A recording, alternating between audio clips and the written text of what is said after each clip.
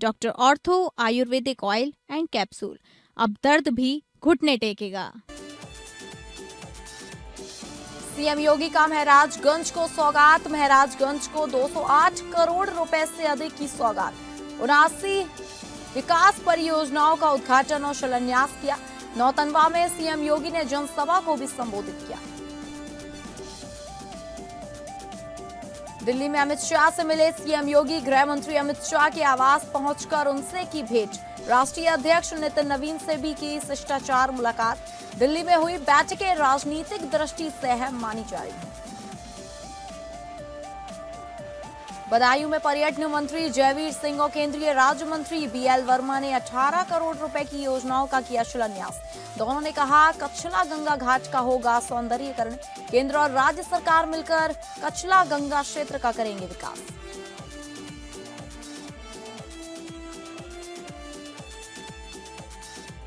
नमस्कार, आप सभी का स्वागत है और मैं हूं आपके साथ अंकिता सिंह। बुलेटिन की शुरुआत करेंगे जहां उत्तर प्रदेश के मुख्यमंत्री योगी आदित्यनाथ आज महराजगंज जनपद के दौरे पर पहुंचे। नौतनवा विधानसभा क्षेत्र में भारत नेपाल अंतर्राष्ट्रीय सीमा पर स्थित एक स्थल पर मुख्यमंत्री ने 208 करोड़ रुपए से अधिक की लागत वाली 79 विकास परियोजनाओं का लोकार्पण और शिलान्यास किया। इसके बाद उन्होंने एक जनसभा को भी संबोधित किया। जनता पार्टी 1980 में बनी। भारतीय जनता पार्टी बनने के बाद पहली बार नौतनवा में भारतीय जनता पार्टी के सहयोग से नौतनवा विधानसभा सीट पर कमल और भारतीय जनता पार्टी के सहयोगी प्रत्याशी की विजय हुई। मैं इसके लिए नौतनवा विधानसभा क्षेत्र की जनता का हृदय से आभार व्यक्त करता हूं और उनके उसी कर्ज को भुगतान करने के दिशा से जो भी प्रस्ताव मेरे पास यहां के लोकप्रिय विधायक के द्वारा और लोकप्रिय सांसद जी के द्वारा दिया जाता है, मैं उसको तत्काल स्वीकृति देता हूं और नौतनवा विधानसभा क्षेत्र विकास के पथ पर तेजी के साथ आगे बढ़ता है। गुरुवार को सीएम योगी आदित्यनाथ ने नई दिल्ली में केंद्रीय गृह मंत्री अमित शाह से शिष्टाचार मुलाकात की। सीएम योगी ने अमित शाह के आवास पहुंचकर उनसे भेंट की और विभिन्न सामुदायिक मुद्दों पर चर्चा की। वहीं दूसरी ओर मुख्यमंत्री योगी ने भाजपा केंद्रीय कार्यालय पहुंचकर पार्टी के राष्ट्रीय अध्यक्ष नितिन नवीन से भी शिष्टाचार मुलाकात की। दिल्ली में हुई इन बैठकों को राजनीतिक दृष्टि से अहम माना जा रहा है।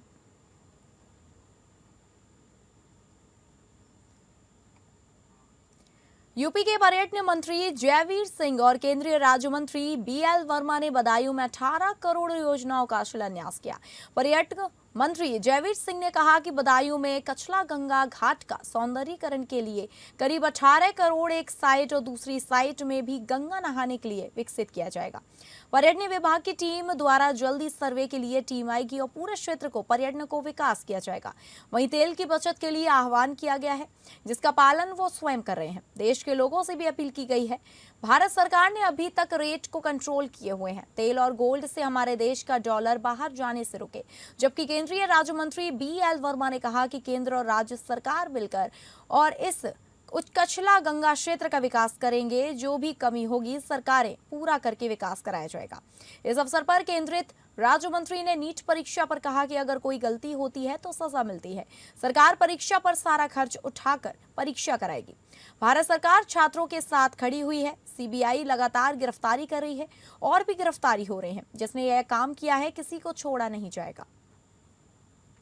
सामने जो लिखा है वो घाट पार्ट 1, इसका मतलब पार्ट 2 है, साफ दिखाई पड़ रहा है। पार्ट 1 का पैसा जारी हो गया, इसका मतलब पार्ट 2 भी विचाराधीन है। अब तो आज हम लोगों ने घोषणा की है कि एक टीम भेजेंगे जो यहाँ के माननीय जनपति माननीय मंत्री के सानिध्य में पूरा सर्वे करेगी। यहाँ की आवश्यकताएं, साल भर लगने वाले मेला, कांवड़ यात्रा और अन्य जो भव्य दिव्य धार्मिक आयोजन होते हैं उसके विषय गंगा आरती और सभी को एक संसाधन सुविधाएं मुहैया कराने के लिए, ताकि आने वाले श्रद्धालुओं को कोई कष्ट तकलीफ न हो, उसके लिए कंपोजिट स्कीम, कंपोजिट प्लान बनवाने के लिए हम टीम भेजेंगे। मंत्री आदरणीय ठाकुर जयवीर सिंह जी को, जो उन्होंने अपने मंत्रालय के द्वारा हम सबके प्रयास से और 18.5 करोड़ की जो पहली परियोजना है पार्ट ए, उसकी स्वीकृति प्रदान ही नहीं की है, उसका पैसा भी हम। अंबेडकर नगर पहुंचे मंत्री ओम प्रकाश राजभर ने पीएम की अपील को जायज ठहराते हुए कहा कि सीएम से लेकर मंत्री और अधिकारियों को काफिले में कटौती करनी चाहिए।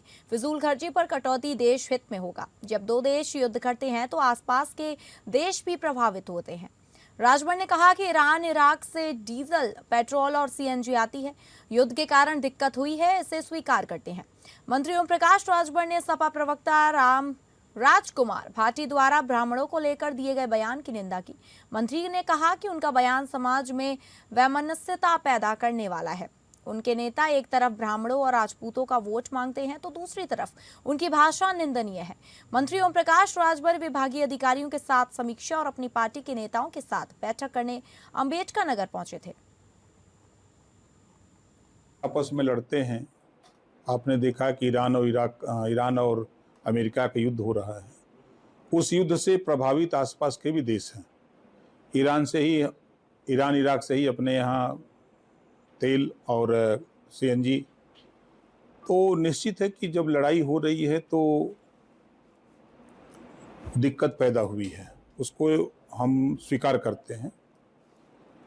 ऐसे में प्रधानमंत्री जी का कहना जायज़ है कि भाई हम इतनी बड़ी फ्लीट लेके चलते हैं, उसमें अगर हम कमी कर लें, हम सभी लोग कमी कर लें, मुख्यमंत्री से लेके मंत्री से लेके सभी अधिकारी जो फिजूल हम लोग इस्तेमाल करते हैं। उत्तर प्रदेश के उच्च शिक्षा मंत्री योगेंद्र उपाध्याय ने प्रधानमंत्री के आह्वान को राष्ट्रीय हित में बताते हुए विदेशी मुद्रा बचत पर जोर दिया। उन्होंने प्रधानमंत्री नरेंद्र मोदी के आह्वान को राष्ट्रीय हित और देश की आर्थिक मजबूती के लिए महत्वपूर्ण बताया और अनावश्यक विदेशी मुद्रा व्यय से बचने की अपील की। उन्होंने अनावश्यक ईंधन खर्च, स्वर्ण क्रय और खाद्य तेलों के अधिक आयात जैसे क्षेत्रों में संयम बरतने को कहा, क्योंकि यह क्षेत्र बड़ी मात्रा में विदेशी मुद्रा व्यय करते हैं। मंत्री ने आत्मनिर्भरता और आर्थिक अनुशासन को समय की मांग बताते हुए कहा कि यह देश की अर्थव्यवस्था को मजबूत करेगा। उन्होंने स्वयं का उदाहरण देते हुए बताया कि उन्होंने अपने सरकारी काफिले को एक वाहन तक सीमित कर दिया है, जो प्रधानमंत्री के आह्वान के अनुरूप राष्ट्रीय हित में लिया गया निर्णय है।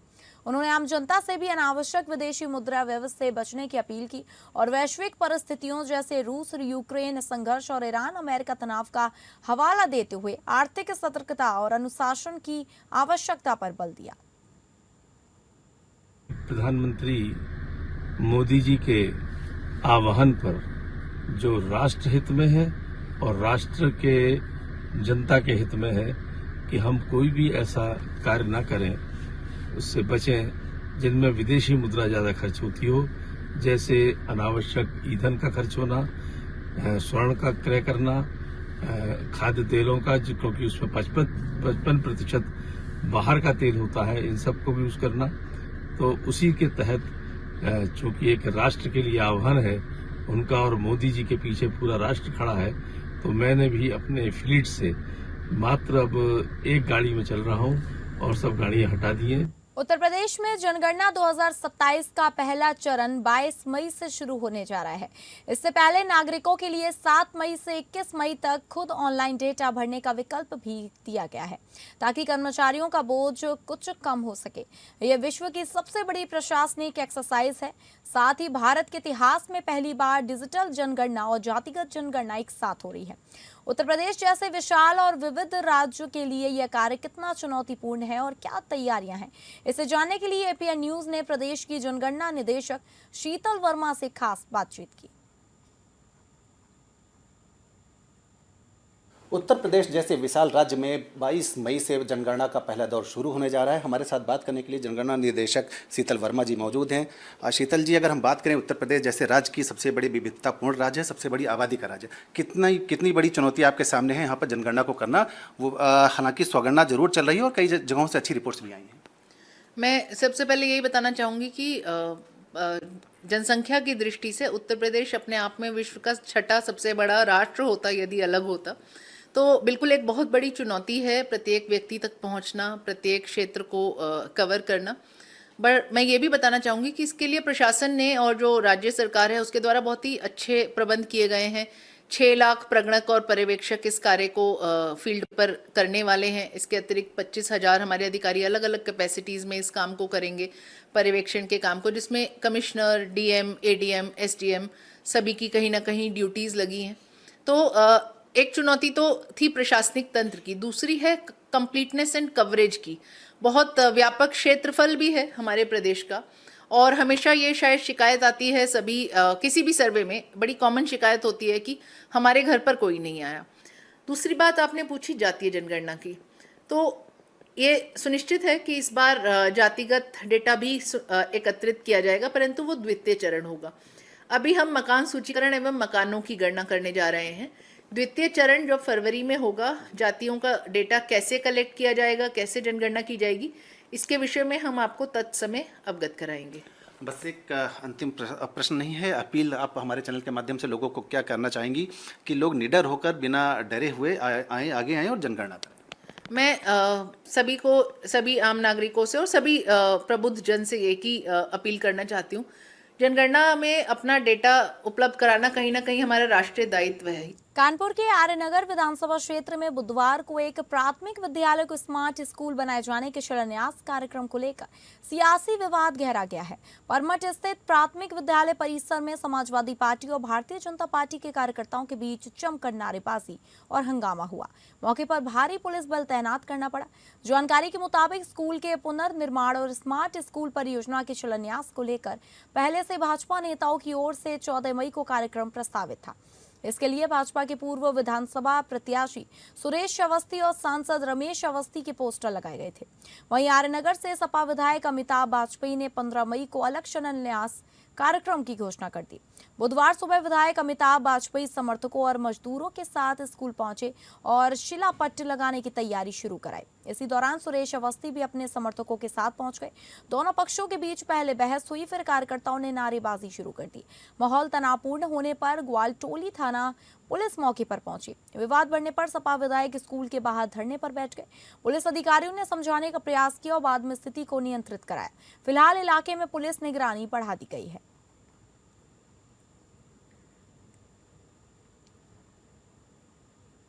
करीब लगभग 2 साल से पहले से चल रहा है। इस प्राइमरी स्कूल से हमारी बहुत सी पुरानी यादें जुड़ी हुई हैं। ये पुराना विद्यालय में जो पहले पुराना हिस्सा पार्ट खराब था, उसको तुड़वा के हम लोगों ने समाज सेवी संस्थाओं से, सरकार से बात करके यहाँ 3 कमरे हम लोगों ने बनवा दिए, जिसमें 85 बच्चे आराम से पढ़ रहे थे।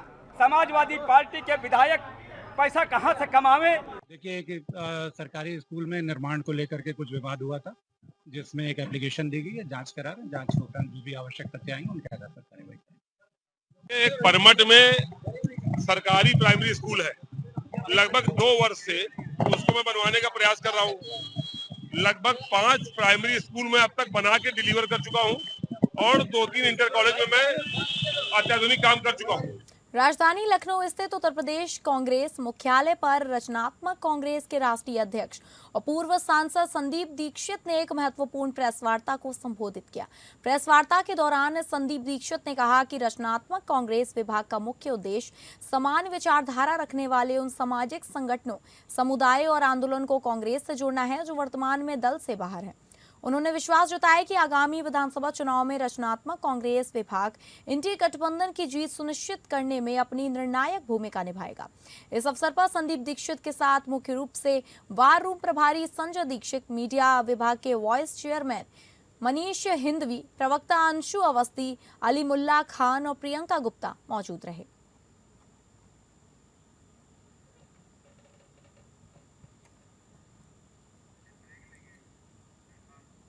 जहां मुरादाबाद के थाना नागफनी क्षेत्र में हुई पीतल कारोबारी के घर में करोड़ 20 लाख की चोरी का पुलिस ने बड़ा खुलासा किया है। एसएसपी सतपाल अंतिल ने जानकारी देते हुए बताया कि मुरादाबाद के नागफनी थाना क्षेत्र में बीते दिनों पीतल कारोबारी के घर पर 1 करोड़ 20 लाख की चोरी हुई थी, जिसमें हमारी तरफ से 4 टीमें गठित की गई। टीमों के माध्यम से हर एक पहलू पर जांच की जा रही थी। सीसीटीवी कैमरे खंगाले जा रहे थे एवं परिवार के फोन सर्विलांस पर लगातार जानकारी लेते हुए घटना का बड़ा खुलासा किया है। घटना में पीतल कारोबारी की खुद की बेटी से पूछताछ की तो कुछ शक हुआ और अलग अलग पहलू पर पूछताछ की गई तो उसने सच बता दिया और अपने प्रेमी के साथ मिलकर इस बड़ी घटना को अंजाम दिया था। जानकारी देते ही यह भी बताया कि पिछले 6 महीने से इस घटना को अंजाम देने का प्रयास किया जा रहा था, लेकिन घटना सफल नहीं हो पाई। घटना से 2 से 3 दिन पहले रेकी की जा रही थी और घटना को अंजाम दिया गया, लेकिन पुलिस को पहले से ही शक था कि अचानक डिजिटल लॉक खोलकर चोरी करना आसान नहीं था। एसएसपी ने जानकारी देते हुए बताया कि हमने लगभग 47 लाख रुपए की नकदी और 3 तमंचे और 5 मोबाइल, 2 गाड़ियां बरामद की हैं। कुल मिलाकर 5 आरोपी गिरफ्तार कर लिए गए हैं। 3 अभी फरार हैं, उनकी तलाश जारी है। ये घटना वाकई चौंकाने वाली थी और बड़ा खुलासा करते हुए पुलिस ने जिस प्रकार से पहलुओं पर जो जांच की वो वाकई पुलिस काबिल तारीफ है। हम आपको बता दें, एसएसपी सतपाल अंतिल ने इस मामले पर हर पहलू पर इस प्रकार से 4 टीमें गठित की और पुलिस ने चारों टीमों ने धरातल पर काम किया और सीसीटीवी कैमरे लगे थे, उन्हें खंगाला गया। वहीं जो फोन नंबर थे घर परिवार के, उन्हें लोकेशन पर लगाया गया। उसके बाद सब दूध का दूध, पानी का पानी निकल कर सामने आ गया और घटना को अंजाम देने वाला कोई और नहीं, पीतल कारोबारी की बेटी थी। और ये घटना की प्लानिंग पिछले 6 महीने से की जा रही थी और घटना को अंजाम, जब प्लान जो स्क्रिप्ट लिखी गई वो 6 महीने पहले से लिखी जा रही थी, लेकिन जैसे ही मौका लगा उसकी बेटी ने अपने प्रेमी के साथ मिलकर और अन्य साथियों के साथ मिलकर लगभग 8 लोगों ने इस पूरी घटना को अंजाम दिया। यानी कि पहले डिजिटल लॉक को खोला जाता है, डिजिटल लॉक जैसे ही पुलिस देखती है तो पुलिस को शक होता है कि इसमें कोई बहुत करीबी व्यक्ति है जिसे पूरी घटनाक्रम को पता था, जिससे इस घटना को आसान, मतलब पुलिस को भी खोलना आसान हो गया और घटना तक पहुंचने को पुलिस को भी एक रास्ता मिल गया। क्योंकि डिजिटल लॉक की बात की जाए तो जो ताली भी अगर बनवाया जाए तो वो 1 घंटे का समय कम से कम लगता है, लेकिन ये घंटा एकदम से चंद घंटों में इस घटना को अंजाम दिया गया। गेट के माध्यम से अंदर घुसे चोरों ने पूरे अपने साथ छोड़े और पुलिस ने हर पहलू पर जांच की और आज एसएसपी ने इस घटना का खुलासा करते हुए 40 लाख रुपए की बरामदगी और 3 देसी तमंचे और 2 4 पहिया गाड़ी बरामद की है। पुलिस हर पहलू पर जांच कर रही है और जो आरोपी अभी तक पुलिस की कार्रवाई से दूर हैं, उन तक पहुंचने का प्रयास पुलिस कर रही है और जल्द उन्हें पकड़कर जेल भेजने का आश्वासन एसएसपी ने दिया है। ये मामला मुरादाबाद के नागफनी थाना क्षेत्र का था, जिसने पुलिस ने एक बड़ा खुलासा किया। अपने सहयोग पब्लिक के साथ एपीएन न्यूज मुरादाबाद। यूपी के हमीरपुर जिले के थाना मुस्कुरा में तेज रफ्तार ट्रक से कुचले गए बच्चे की मौत के बाद गुस्साए परिजनों ने हंगामा कर दिया। परिजनों ने मृतक बच्चे के शव को बीच सड़क पर रखकर जाम लगा दिया।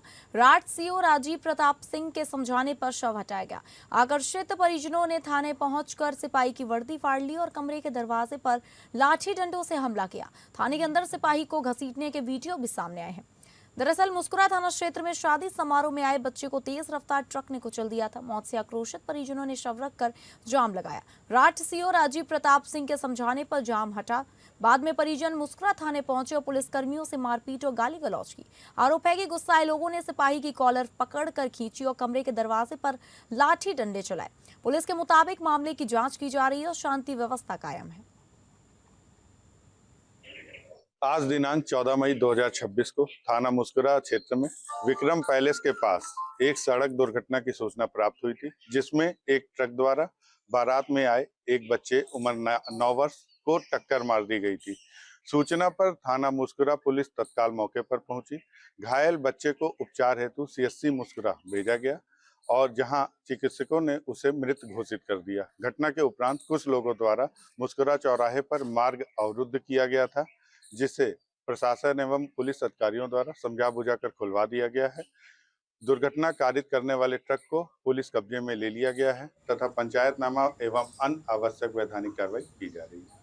यूपी के हमीरपुर जिले में थाना बेहबार क्षेत्र में बीती रात छानी बुजुर्ग के पास अज्ञात वाहन की टक्कर से एक युवक की मौत होने की सूचना दी गई। पुलिस मौके पर पहुंची और घायल को सीएचसी छानी ले गई, जहां डॉक्टर ने मृत घोषित कर दिया। डॉक्टर ने सीने में गोली लगने की पुष्टि की और घटनास्थल पर गोली चलने के साक्ष्य मिले हैं। मामले में एक व्यक्ति को पूछताछ के लिए हिरासत में लिया गया है। पोस्टमार्टम रिपोर्ट और तहरीर के आधार पर आगे की विधिक कार्रवाई की जाएगी। कल दिनांक 13/5/2026 को रात करीब 11:30 बजे थाना बिहार पुलिस को सूचना प्राप्त हुई कि ग्राम छानी बुजुर्ग के पास एक अज्ञात व्यक्ति को अज्ञात वाहन के द्वारा टक्कर मार दी गई है। सूचना पर थाना विभाग पुलिस के द्वारा तत्काल मौके पर पहुंचकर घायल व्यक्ति को सीएचसी छानी ले जाया गया, जहां डॉक्टर के द्वारा घायल व्यक्ति को मृत घोषित कर दिया गया। डॉक्टर के द्वारा निरीक्षण के दौरान मृतक के बाएं सीने पर गोली लगने की पुष्टि की गई है। जांच से भी घटनास्थल पर गोली चलने की पुष्टि हुई है। अज्ञात मृतक व्यक्ति की शिनाख्त सचिन पुत्र सुकरण सिंह निवासी पाटनपुर, उम्र 26 वर्ष के रूप में हुई है। मृतक सचिन के शव को कब्जे में लेकर पंचायतनामा की कार्रवाई करते हुए पोस्टमार्टम हेतु भेजा गया है। एक व्यक्ति को पूछताछ के लिए पुलिस हिरासत में लिया गया है। यूपी के शाहजहांपुर में बड़ा स्कूल बस हादसा हुआ है। यहां ट्रैक्टर ट्रॉली ने स्कूल बस को जोरदार टक्कर मारी। हादसे में 1 दर्जन से ज्यादा स्कूली छात्र छात्राएं और टीचर घायल हुए हैं, जिनमें से कई की हालत गंभीर बनी हुई है। फिलहाल घायलों को अस्पताल में भर्ती कराया गया है, जहां उनका इलाज जारी है। पूरी घटना थाना निगोही क्षेत्र के हमसापुर चौराहे पर शाहजहांपुर रोड की है। बताया जा रहा है कि यहां सुभद्रा देवी महेश चंद्र इंटर कॉलेज की स्कूल बस स्कूल छात्र छात्राओं और शिक्षकों को लेकर जा रही थी। इसी दौरान सामने से आ रही सीमेंट से भरी ट्रैक्टर ट्रॉली ने बस को जोरदार टक्कर मार दी। टक्कर इतनी जबरदस्त थी कि बस पलट गई। घटना के बाद मौके पर चीख पुकार मच गई। ट्रैक्टर ट्रॉली से हुई स्कूल बस की टक्कर में 1 दर्जन से ज्यादा स्कूली छात्र छात्रा और टीचर घायल हुए। स्थानीय लोगों और पुलिस की मदद से सभी घायलों को पलटी हुई बस से बाहर निकाल लिया गया। देखिए, टोटल 21 लोग यहाँ घायल हुए हैं। घायल लोग आए थे, जिनमें 16 लोगों को रेफर करके अस्पताल भेजा गया। बाकी कुछ का जो प्राथमिक इलाज है वो इलाज करके एक व्यक्ति यहाँ है जो कि बस का चालक था, उसको चोटें लगी हैं लेकिन गंभीर चोटें नहीं हैं। और बाकी 16 को हमने जिला अस्पताल रेफर किया है, मेडिकल कॉलेज। और वहाँ के सीएमएस को भी ये बता दिया कि केस में जा रहे हैं तो आप तैयार हैं। उसमें मेरे ख्याल से कितने हैं, 3 लोग हैं जिनको गंभीर चोटें लगी, हेड इंजरी है, और बाकी सामान्य चोटें हैं, कुछ फ्रैक्चर हैं। और ये तो डिटेल वहाँ पता चले कितनी चोटें लगी, लेकिन प्राथमिक उपचार करके सबको भेज दिया गया। मैनपुरी के ग्राम मधुपुरी तिराहे के निकट वाहन चेकिंग के दौरान पुलिस ने 3 बाइक चोरों को गिरफ्तार किया है।